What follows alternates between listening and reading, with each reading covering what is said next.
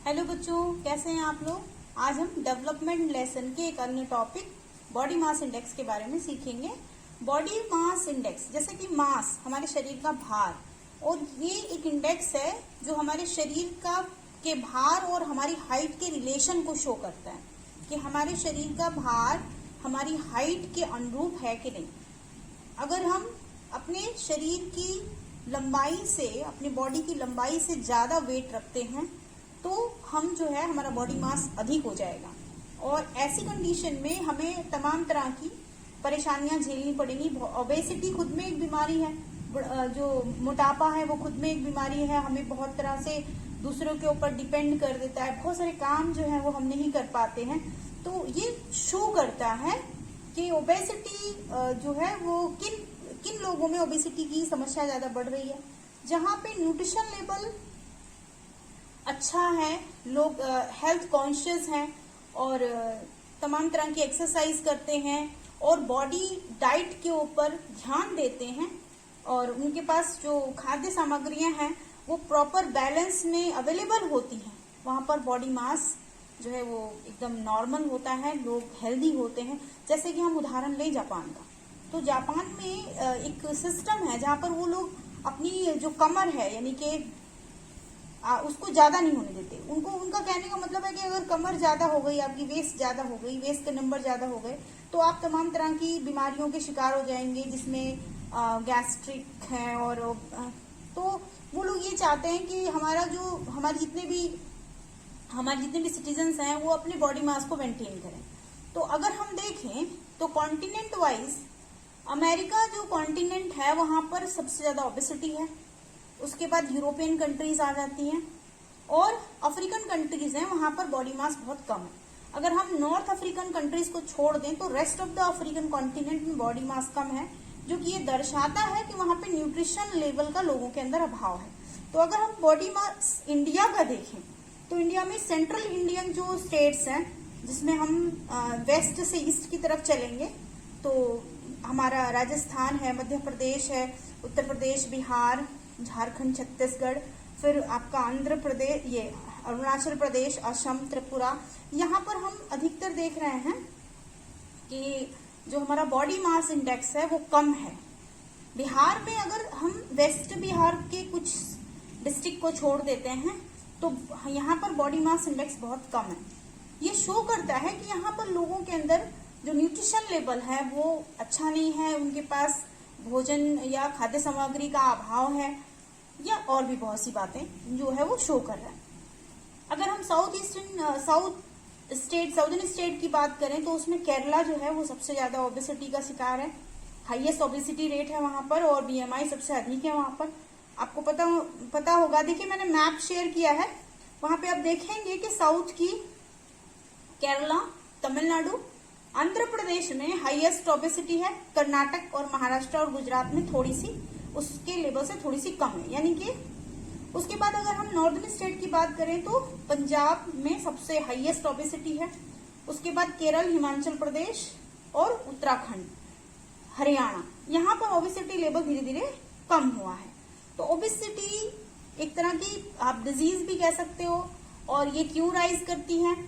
एक तो nutrition level लोगों का अच्छा नहीं होता, उनकी डाइट अच्छी नहीं होती, उसके साथ साथ जो है वो एक्सरसाइज नहीं करते हैं, एक्सरसाइज, या उनके पास काम के घंटे ज्यादा होते हैं, उन्हें एक्सरसाइज करने का मौका नहीं मिलता, या लोगों के अंदर अवेयरनेस नहीं है। अगर हम बॉडी मास इंडेक्स को कैलकुलेट करें तो body mass index is the value derived from the mass and the height of a person. मतलब बॉडी मास आप ही के बॉडी से ही जनरेट होगा, मतलब आपकी हम हाइट ले लेंगे और आपका हम वेट ले लेंगे, वेट हम केजी में लेंगे और हाइट हम मीटर में लेंगे। तो आपके वेट को हम डिवाइड करेंगे आपकी हाइट के स्क्वायर से। आपकी हाइट किस स्केल में लेनी है, मीटर में लेनी है। इससे कुछ आपके जो नंबर्स आएंगे, अगर आपका वो जो बीएमआई कैलकुलेट होकर आया वो 18.5 से कम है, तो इसका मतलब आपको एक्स्ट्रा न्यूट्रिशन लेने की जरूरत है, आपको थोड़ा सा वेट गेन करने की जरूरत है। अगर आपका बॉडी मास इंडेक्स 18.5 से 25 तक आता है तो हम ये कहते हैं कि आप एक नॉर्मल बॉडी मास इंडेक्स रखते हैं और आप एक हेल्दी पर्सन है। और अगर 25 से अधिक आ रहा है तो वो ये दिखाता है कि आपको आपका वेट कंट्रोल करने की जरूरत है, आपको वेट लूज करने की जरूरत है, आपको प्रॉपर डाइट लेने की जरूरत है। हमारे देश में देखिए, मैंने एक और चार्ट आपको दिया है जिसमें आप देखेंगे कि महिलाओं में ओबेसिटी की प्रॉब्लम बहुत ज्यादा होती है, इसीलिए उनको एब्डोमिनल डिजीजेस भी होती हैं, घुटने की दर्द की बीमारी है।